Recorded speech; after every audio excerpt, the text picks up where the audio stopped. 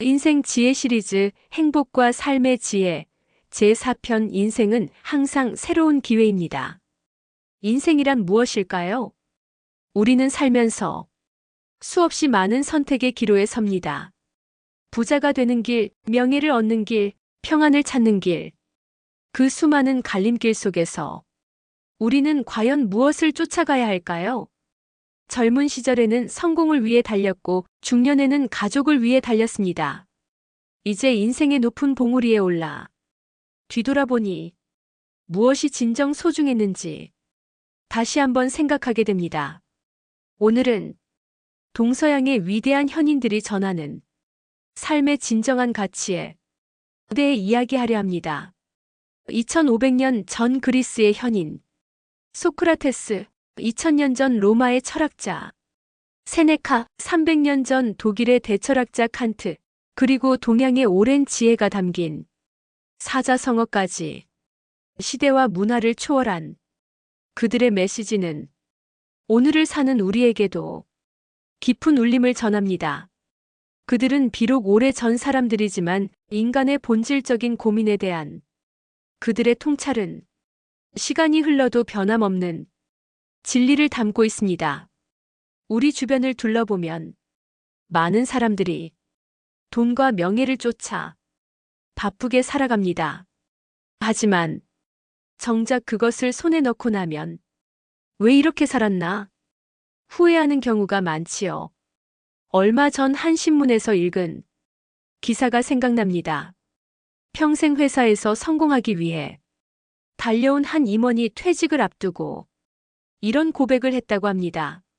일 때문에 놓친 아이들의 운동회, 아내의 생일, 부모님의 마지막 순간. 이제와 돌아보니 그때 그 자리에 있었어야 했는데 진정한 행복은 어디에 있을까요? 무엇이 가치 있는 삶일까요? 오늘은 동서양의 현인들이 전하는 5가지 삶의 지혜를 통해 이 질문의 답을 함께 찾아보려 합니다.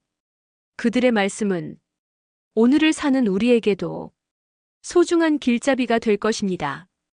우리의 인생에는 돈으로 살 수 없는 것들이 참 많습니다. 가족의 사랑, 친구의 우정, 그리고 마음의 평안. 이런 것들의 가치를 우리는 종종 잊고 살아가지요.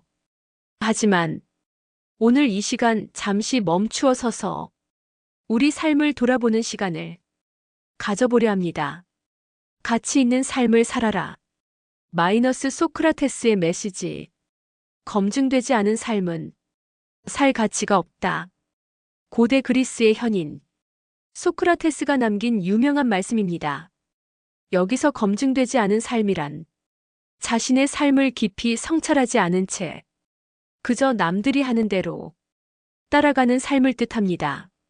소크라테스는 왜 이런 말씀을 하셨을까요?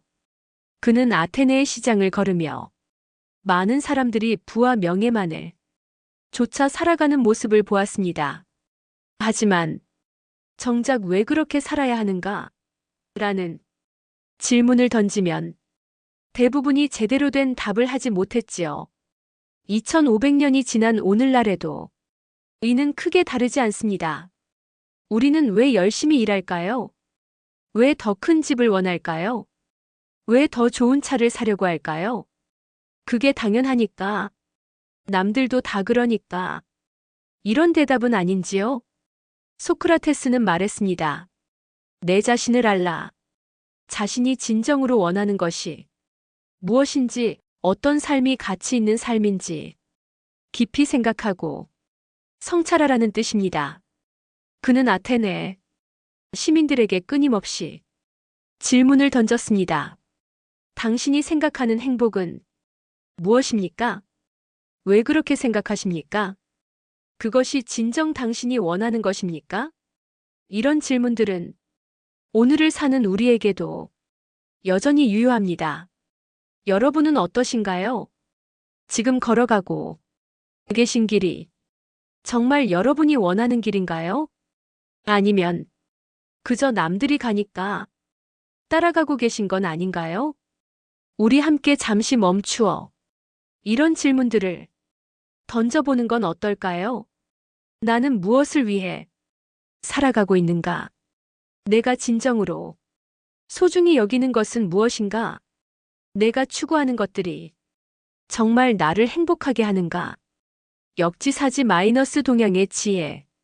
이제 동양의 오랜 지혜가 담긴 사자성어 하나를 살펴보겠습니다. 역지사지. 글자 그대로 풀면 처지를 바꾸어 생각한다는 뜻입니다. 이는 공자께서 제자 자공에게 하신 말씀에서 비롯되었습니다. 자공이 세상을 바로잡으려 할 때 공자께서는 먼저 상대방의 입장에서 생각해보라 하셨지요. 쉽게 말해 상대방의 입장에 서서 생각해보라는 것입니다. 우리는 살면서 수많은 갈등을 겪습니다. 가족 간의 다툼, 이웃과의 불화, 직장에서의 의견 충돌.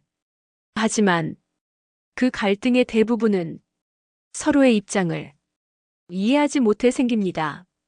예를 들어볼까요?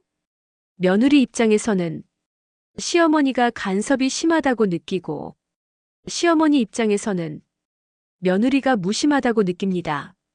하지만 잠시 서로의 입장이 되어 생각해보면 시어머니의 걱정도 며느리의 어려움도 이해할 수 있지 않을까요? 시어머니는 아들을 키우느라 평생을 바치셨습니다. 그 아들의 행복을 누구보다 바라시지요. 그래서 때로는 과한 관심을 보이실 수 있습니다. 며느리는 직장과 집안일을 병행하느라 너무나 바쁩니다. 시어머니의 조언이 때로는 부담으로 다가올 수 있지요. 서로를 이해하려 노력한다면 많은 갈등이 해결될 수 있습니다. 또 다른 예시를 들어보겠습니다. 옆집의 시끄러운 아이들. 소리로 짜증이 날 때가 있으시죠? 하지만 그 부모의 입장이 되어보면 아이들을 조용히 시키고 싶어도 뜻대로 되지 않는 상황일 수 있습니다. 우리도 한때는 아이를 키우며 같은 어려움을 겪었을 텐데 그때의 마음을 떠올려 보면 어떨까요?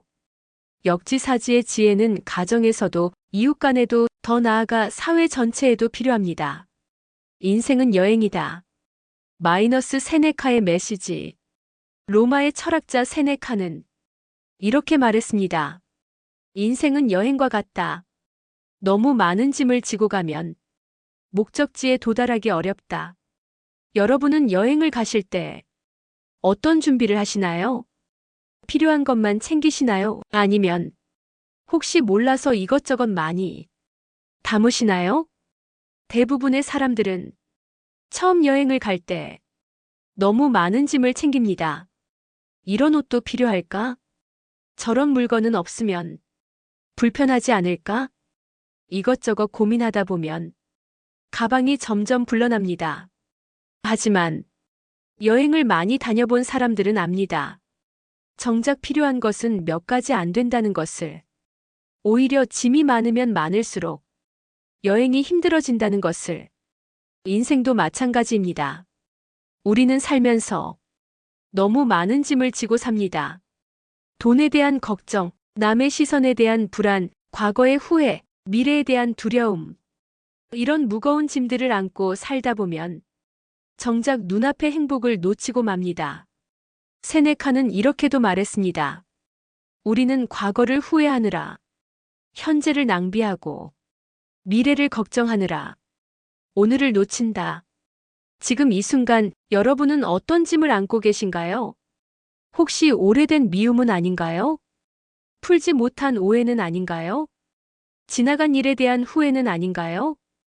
이제 그 무거운 짐들을 하나씩 내려놓아 보는 건 어떨까요? 용서하지 못했던 사람을 용서하고 잊지 못했던 아픔을 놓아주고 지나간 일들은 지나간 대로 받아들이고 그렇게 짐을 덜어낼 때 우리의 마음은 한결 가벼워질 것입니다. 물질이 전부가 아니다. 마이너스 칸트. 독일의 철학자 칸트는 이렇게 말했습니다. 인간은 수단이 아닌 목적으로 대해야 한다. 무슨 뜻일까요? 돈을 벌기 위해 사람을 이용하거나 출세하기 위해 관계를 이용하는 것. 이런 것들이 바로 사람을 수단으로 대하는 것입니다. 우리 주변에서 흔히 볼 수 있는 모습입니다. 직장에서 승진하기 위해 동료를 밟고 올라가는 사람, 돈이 될 만한 사람하고만 어울리려 하는 사람, 이해관계에 따라 사람을 가르는 사람. 칸트는 말합니다. 인간의 가치는 돈으로 매길 수 없다고. 사람은 그 자체로 존엄하다고. 어떤 사람이 가난하다고 해서, 지위가 낮다고 해서, 나에게 도움이 안 된다고 해서 함부로 대해도 되는 것은 아닙니다. 오늘날 우리 사회를 보면 모든 것을 돈으로 계산하려 합니다. 인간관계마저도 이해관계로 따지려 하지요. 그러다 보니 점점 더 삭막해지는 것 같습니다. 이웃 간의 정은 사라지고 각자 도생이라는 말이 당연하게 받아들여지고 있습니다. 하지만 정말 그래도 될까요? 돈으로 살 수 없는 것들, 가령 진정한 우정, 가족의 사랑, 이웃의 따뜻한 정, 이런 것들이야말로 우리 삶을 풍요롭게 만드는 것 아닐까요? 얼마 전 읽은 이야기가 생각납니다. 한 호스피스 병원 간호사가 들려준 말입니다. 임종을 앞둔 환자들이 가장 많이 하는 말이 일만 하다가 인생을 다 보냈다는 것이었습니다. 그들은 한결같이 이렇게 말했다고 합니다. 돈보다는 사람이 중요했는데 가족과 더 많은 시간을 보낼 걸. 친구들과 더 자주 만날 걸. 우리는 왜 이런 후회를 반복하고 있는 걸까요? 칸트는 오늘을 사는 우리에게 이렇게 말하고 있는 것 같습니다. 사람과 사람 사이의 관계를 돈이나 이익으로 재단하지 마세요. 그것은 결코 여러분을 행복하게 하지 못할 것입니다. 지종명달 마이너스 동향의 지혜. 마지막으로 살펴볼 것은 지종명달이라는 사자성어입니다. 족함을 알면 깨달음에 이른다. 참으로 의미심장한 말씀이지요. 옛 성현들은 왜 이런 말씀을 하셨을까요? 우리는 흔히 더 가져야 행복해질 것이라 생각합니다. 더 많은 돈, 더 높은 지위, 더 좋은 집. 하지만 욕심은 끝이 없습니다. 100만 원이 있으면 1000만 원을 원하고 1000만 원이 있으면 억을 원하지요. 마치 소금물을 마시는 것과 같습니다. 마시면 마실수록 더 목이 마르기만 합니다. 제자가 스승에게 물었습니다. 언제쯤이면 만족할 수 있을까요? 스승이 답했습니다. 조금만 더 라는 생각을 버릴 때 우리 주변을 둘러보면 이미 충분히 많은 것을 가지고 있습니다. 따뜻한 잠자리, 새끼 식사, 가족의 사랑, 친구의 우정. 하지만 우리는 이미 가진 것들에 대해서는 감사할 줄 모릅니다. 항상 남의 것만 바라보며 부러워하지요. 옛 어른들은 이렇게 말씀하셨습니다. 쓰러진 나무를 보지 말고 서 있는 나무를 보라. 즉, 내가 가진 것들에 감사하며 살라는 뜻입니다. 진정한 부자는 가진 것에 만족할 줄 아는 사람입니다. 지금 내가 가진 것들에 감사할 줄 아는 사람, 그것이야말로 진정한 지혜를 가진 사람이지요. 소크라테스는 우리에게 삶을 깊이 성찰하라 했고 역지사지는 타인을 이해하는 지혜를 가르쳤습니다.